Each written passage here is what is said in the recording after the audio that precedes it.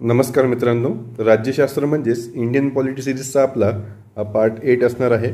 यामध्ये आपण मूलभूत कर्तव्य म्हणजेच फंडामेंटल ड्युटीजबद्दल जे महत्त्वाचं एक्झाम ओरिएंटेड इन्फॉर्मेशन आहे ते आपण या व्हिडिओच्या माध्यमातून बघणार आहोत। येणारी राज्यसेवा प्री असो किंवा कंबाईन प्री असो त्यांच्यासाठी हा रिव्हिजन सिरीज म्हणून काम करणार आहे आणि सोबतच जी AMC एक्झाम आहे त्यासाठी त्यांच्या GK पोर्शनमध्ये हा महत्त्वाचा घटक असणार आहे।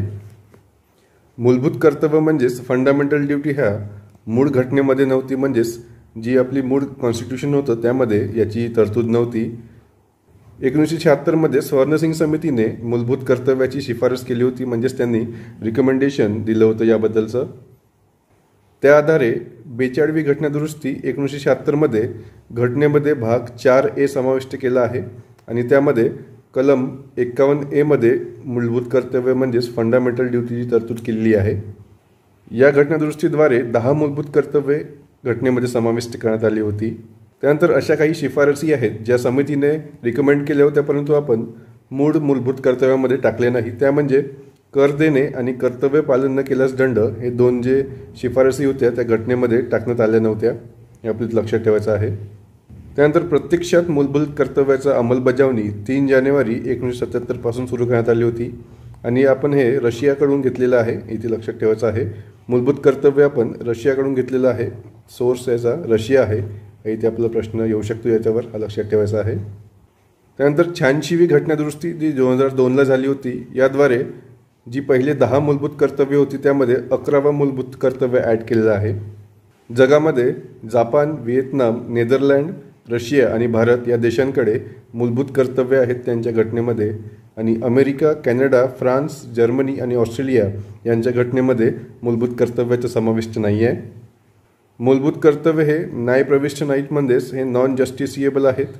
याचं व्हायोलेशन झालं तर आपण सुप्रीम कोर्ट किंवा हायकोर्टमध्ये जाऊन त्याबद्दल आपण दाद मागू शकत नाही आणि हे फक्त भारतीय नागरिकांनाच लागू आहेत।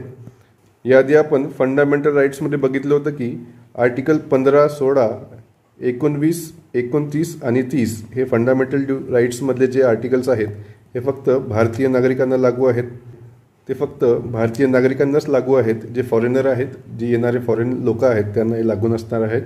घटनेचा भाग 4A म्हणजेच मूलभूत कर्तव्य हा सर्वात महत्त्वाचा भाग आहे, परंतु यामध्ये सर्वात दुर्लक्षित केलेला भाग म्हणून पण याला ओळखला जातो।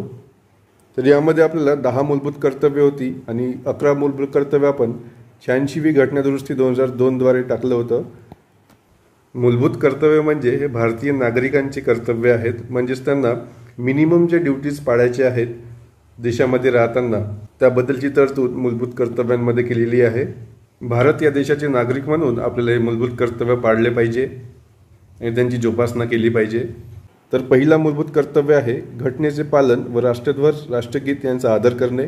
यामध्ये जे हायलाईट करून दिलेले आहेत हे जरी तुम्ही कीवर्ड्स लक्षात ठेवले तरी तुमचे प्रश्न सुटणार आहेत यामध्ये।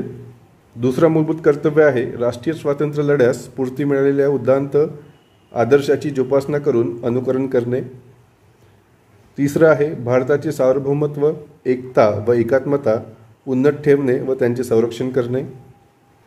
चौथं मूलभूत कर्तव्य आहे देशाचे संरक्षण करणे व आवाहन येईल तेव्हा राष्ट्रीय सेवा बजावणे।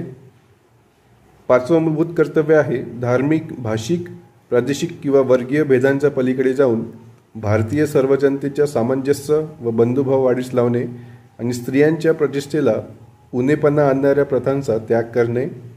6वं मूलभूत कर्तव्य आहे आपल्या संमिश्र संस्कृतीच्या समृद्ध वारशांचे मोल जाणून जतन करणे। यामध्ये मी इंग्लिशमध्ये पण दिलेलं आहे, बायलिंग्वल आहे, ज्यांना मराठीमध्ये समजत नाही ते इंग्लिशमध्ये पण वाचून घेऊ शकता एकदा। त्यानंतर 7वं आहे वने, सरोवर, नद्या व वन्यजीव सृष्टी यांच्यासह नैसर्गिक पर्यावरणाचे रक्षण करून त्यास सुधारणा करणे आणि प्राणीमात्राबद्दल दयाबुद्धी बाळगणे। 8वं मूलभूत कर्तव्य आहे विज्ञाननिष्ठ दृष्टिकोन, मानवतावाद आणि शोधक बुद्धी व सुधारणावाद यांचा विकास करणे। 9वं आहे सार्वजनिक मालमत्तेचे रक्षण करणे व हिंसाचाराच्या निग्रहपूर्वक घटनांना त्याग करणे। 10वं मूलभूत कर्तव्य आहे व्यक्तिगत व सामुदायिक कार्याच्या सर्व क्षेत्रात उत्तमता संपादन करण्यासाठी झटणे। आणि 11वं मूलभूत कर्तव्य आहे जे की आपण 86व्या घटनादुरुस्तीद्वारे संविधानामध्ये ॲड केलेलं आहे, त्यामध्ये आपल्या अपत्यास किंवा पाल्यास त्यांच्या वयाच्या 6व्या वर्षापासून ते 16व्या वर्षापर्यंत शिक्षणाची संधी उपलब्ध करून देणे हा 11वा मूलभूत कर्तव्य आपण ॲड केलेला आहे यामध्ये. आणि याद्वारेच आपण जे कॉन्स्टिट्यूशनमध्ये फंडामेंटल राईट्स आहेत आर्टिकल 21A ॲड केलेला आहे, राईट टू एज्युकेशन, तो पण आपल्या इथे लक्षात ठेवायचा आहे. याबद्दल आपण मागच्या स्लाईडमध्ये जेव्हा आपण फंडामेंटल राईट्स बघितले होते त्यामध्ये यावर चर्चा केली होती. तर ही मूलभूत कर्तव्ये तुम्हाला लक्षात ठेवायची आहेत. यावर तुम्हाला प्रश्न येऊ शकतो की खालीलपैकी कोणते मूलभूत कर्तव्य आहेत किंवा नाही, आणि तुम्हाला 3 ते 4 मूलभूत कर्तव्य दिले असतील आणि त्यातील एक नसेल दिला तर तुम्हाला त्यामध्ये उत्तर देता आलं पाहिजे. त्यामध्ये तुम्हाला कीवर्ड्सच्या माध्यमातून यांना लक्षात ठेवायचं आहे. मूलभूत कर्तव्य 1 मध्ये राष्ट्रध्वज व राष्ट्रगीत असेल, 2 मध्ये आदर्शाची जोपासना, 3 मध्ये एकता व एकात्मता, 4 मध्ये देशाचे संरक्षण असेल आणि राष्ट्रीय सेवा बजावणे, 5 मध्ये सामंजस्य व बंधुभाव आणि स्त्रियांची प्रतिष्ठा, 6 मध्ये समृद्ध वारशांचे जतन, 7 मध्ये नैसर्गिक पर्यावरणाचे रक्षण, 8 मध्ये शोधक बुद्धी व सुधारणावाद, 9 मध्ये मालमत्तेचे रक्षण, 10 मध्ये उत्तमता संपादन आणि 11 मध्ये 6व्या वर्षापासून ते 14 वर्षापर्यंत शिक्षणाची संधी. हे जरी तुम्ही कीवर्ड्स लक्षात ठेवले तरी तुमचे भरपूर प्रश्न यातून सुटणार आहेत. आणि त्यासोबतच तुम्हाला स्वर्णसिंग समिती 1976च्या शिफारशीनुसार ॲड केलं आहे, हे लक्षात ठेवायचं आहे. आणि या घटनादुरुस्तीद्वारे संविधानामध्ये भाग 4A आणि कलम 51A हे ॲड केलं आहे. इत्यादी बाबी लक्षात ठेवायच्या आहेत. यानंतरच्या पार्ट 9 मध्ये आपण राज्यपाल, मुख्यमंत्री व त्यांचे मंत्रिमंडळ, विधिमंडळ आणि उच्च न्यायालय याबद्दलची माहिती बघणार आहोत. आणि त्यानंतर पार्ट 10 मध्ये जे मिसलेनियस आहे, महत्त्वाच्या घटनादुरुस्ती आहेत आणि इतर जे काही राहिलेले टॉपिक आहेत त्याबद्दल माहिती बघणार आहोत. आणि हा सिरीज संपल्यानंतर आपण याचे सर्व PDF मर्ज करून तुम्हाला शॉर्ट नोट्सच्या स्वरूपामध्ये टेलिग्राम चॅनलवर अपलोड करणार आहोत. तर तुम्ही टेलिग्राम चॅनल जॉईन करून ठेवा. याची लिंक जी आहे मी डिस्क्रिप्शन बॉक्समध्ये टाकलेली आहे. आणि AMOसाठी आपण जो भूगोलचा जो सिलेबस आहे, भूगोल आहे त्यांना महाराष्ट्राचा भूगोल, राज्याचा भूगोल, त्यांच्यासाठी यानंतरचे जे टॉपिक आहेत ते आपण सुरू करणार आहोत लवकरच.